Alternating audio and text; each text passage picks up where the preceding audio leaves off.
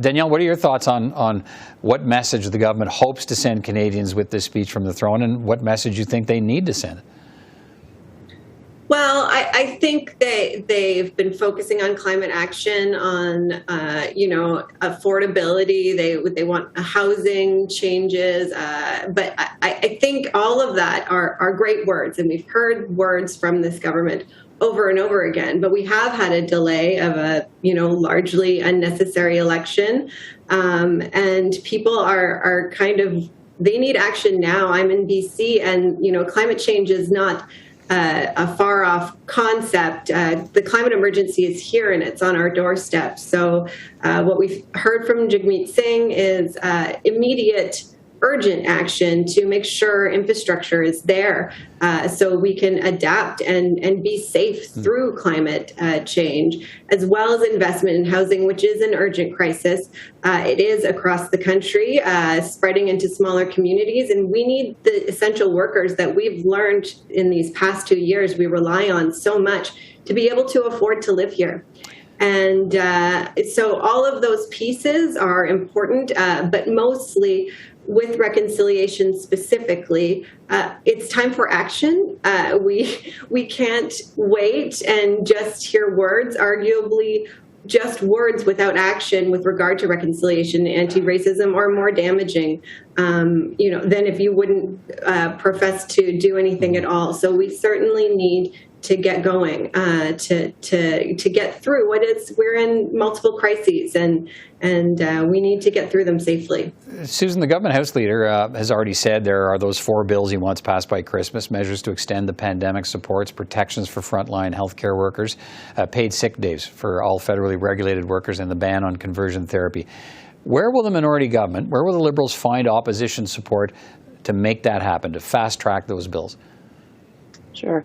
I think the COVID supports, they'll find them everywhere but the Conservatives. If Pierre Poilievre's signaling from his news conference rant today is any indication, the tourism industry may be very unhappy with Mr. Poilievre. Yeah, although Jagmeet Singh saying, look, if you're rolling back some supports for workers that we're getting the CERB, he's not going to support it. So he may have, if he's not going to find support from Conservatives or New Democrats, is it the Bloc?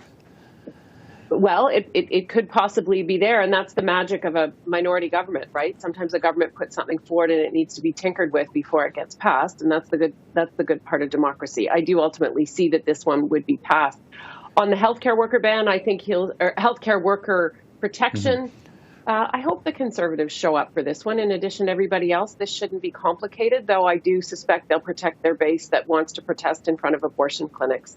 So I don't see Conservative support there. 62 Conservative members under Erin O'Toole in the last Parliament voted against the conversion therapy bill, so the Liberals will find their support in other parts of the House. It'd be nice if Mr. O'Toole's caucus showed that they could be more progressive on issues such as this. I think that hurt him, but I think the Liberals will find their support there. And the 10 days of sick pay, the support, though not without a few brickbats, will come from the NDP for the Liberals. All right. Kate, what role should Conservatives be playing in this Parliament, given the Liberals are saying Canadians gave them a mandate to pursue their agenda?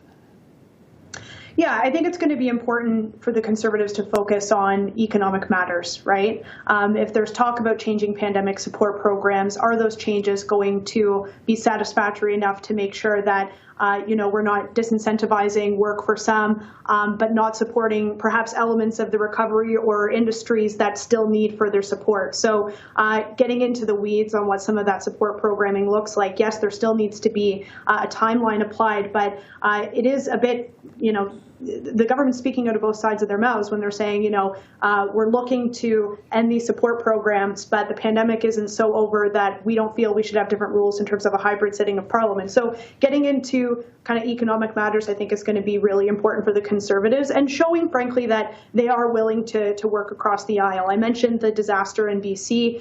There were a number of Conservative British Columbian MPs that met with Emergency Management Minister Bill Blair to talk about that. it would be great to see that be perhaps the opening salvo in question period when that resumes, because there isn't a lot of opportunity to put politics aside, especially when we're talking about situations like that. So Conservatives need to know when to pick their battles. Right, we'll get a question period on Wednesday. Danielle, Jagmeet Singh says he won't back the Liberals on any bill that, we touched on it, any bill that reduces pandemic supports, but he's on side on sick leave, which the NDP has been pushing for years, the ban on conversion therapy as well, and the protections for healthcare workers. So my question is, how does Jagmeet Singh walk that line between supporting the Liberals at many different turns, but not appearing to be rubber stamping the Liberal agenda? Well, I think we saw him do that in the last minority parliament quite effectively. Pretty consistently, Jagmeet Singh and the NDP are focusing their fight on delivering tangible services and improving what the Liberals put forward to deliver for people. So he has said they will cooperate to fast-track legislation that they agree with, that they believe should have been enacted a long time ago, like paid sick leave, that Jagmeet said he called for 22 times before the election, before the Liberals made it an election promise. So I think we'll see them doing that, using their opportunities to leverage their position in the minority parliament when they can, and then standing up for improvements when they think that they're necessary. Susan, the Liberals will also be looking to conclude childcare deals with New Brunswick and Ontario. That's a big ticket item for the Prime Minister. But premiers are also clamoring for more health funding. So how quickly will the Prime Minister want to deal with those two issues? Very quickly, I think, in terms of childcare, I think we all agree, all the parties agreed that childcare is an economic policy as we deal with COVID recovery. When you can get a deal with Jason Kenney, surely you can get a deal with Doug Ford, especially as he's going into the election. I suspect that one will come with Mr. Ford. He won't want to be the only holdout premier there. There are lots of families in Ontario that could benefit from first, of course, the 50% cut in childcare fees, and then a $10 daycare down the road. In terms of healthcare, that is the never-ending ask from the provinces.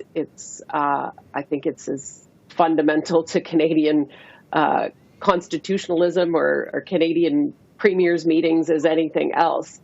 Our healthcare system is getting more and more expensive. It was taxed to the max to deal with, stretched to the max to deal with COVID. But it's not an unlimited pot of dollars. So I think every level of government has to be creative in dealing with the crises they have at hand, especially in the healthcare system. Seniors, opioid crisis, mental health, right. Plus all the other usual things that we do. Kate, let me come back to the leadership issue here. How much of a challenge does Erin O'Toole face in holding the Liberals to account on all of these issues we're talking about, given the internal leadership problems and challenges he's facing from Conservatives? Honestly, I think a lot of that internal party politics is going to subside now that the House is back and people are focused. There's a number of pretty big, major issues that require scrutiny from the official opposition, and they need to be working as one team in order to get it done. So, a favorite Conservative pastime is airing the dirty laundry. I think that we're going to see a little bit less of that and a little more focus where it needs to be now that Parliament is finally back and sitting and debating these things.